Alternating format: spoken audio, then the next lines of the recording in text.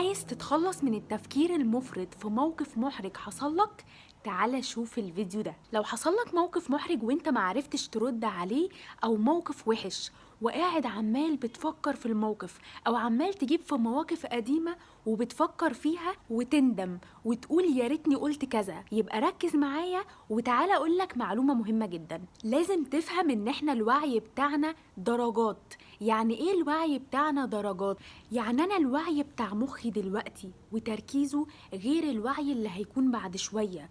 يعني لو انت دلوقتي جيت قلت لي جملة او عرضتني للاحراج، ممكن ارد عليك على حسب نسبة وعي، ممكن تبقى دلوقتي 7/10، وارد عليك رد قوي بتناسب نسبة وعي. ممكن بعد شوية لو جيت عرضتني لنفس الموقف وقلت لي نفس الجملة وانا درجة وعي اقل عشان حصل حاجة ضايقتني، فساعتها انا ممكن ابقى مش قادرة ان انا يبقى مخي واعي ان انا ارد عليك، فساعتها ممكن ارد عليك بنسبة 3/10، مع ان انا نفس الشخصية ونفس الاسلوب اتقال لي ونفس موقف الاحراج اتعرضت له، بس نسبة وعي هي اللي اختلفت. فبالتالي لو انت حصل لك موقف محرج وانت لسه صاحي من النوم، درجة وعيك فين؟ درجة وعيك هنا ممكن تبقى 1/10، وممكن حد يهزقك ويزعق لك وانت واقف كده متنح ومش عارف ترد عليه، عشان لسه صاحي والمخ اصلا لسه مش مستوعب حاجه. فالموضوع ملوش علاقه بالضعف، احنا كل ده بنتكلم على درجه وعيك انت.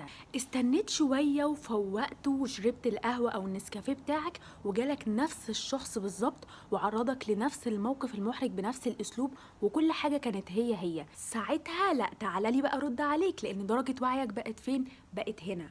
هل ده معناه ان انت من شويه كنت ضعيف وسبحان الله مرة واحدة بعدها بشوية بقيت قوي؟ لا، الموضوع ملوش علاقة بالقوة أو الضعف، هو ليه علاقة إن أنت دلوقتي حالا وأنت بتتعرض للموقف درجة وعيك فين. فساعتها هتبقى حاسس إن أنت مفيش مشكلة عندك مع نفسك، بالعكس أنت هتبقى عايز توضح للشخص اللي قدامك إن أنت شخص حظك حلو جدا، لأن أنت جيت أحرجتني وأنا لسه صاحي وأنا مش مفوق وانا عندي صدمة عايش فيها وانا شخص منهك عاطفيا. ممكن وقت تاني ده انت حظك وحش جدا، ده انت جايلي وانا فايق ومركز جدا ومستني اي حاجة عشان اطلع عليها نسبة الوعي الكبيرة دي اللي هي اعلى من نسبة وعيك انت شخصيا. فما تجيش بقى بكرة وانت درجة وعيك هنا تقعد تندم على موقف حصل لك امبارح وانت درجة وعيك كانت هنا، عشان كنت لسه صاحي او عشان كنت متضايق او عشان صدمة الموقف نفسها خلت وعيك يقل. المشكلة بقى مش في كده بس،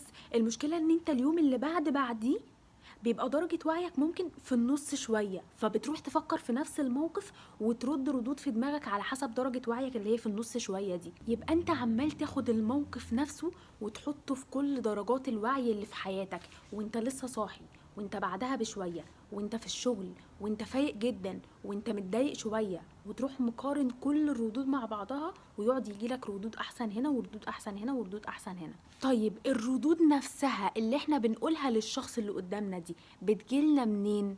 هقولكوا في الفيديو اللي جاي.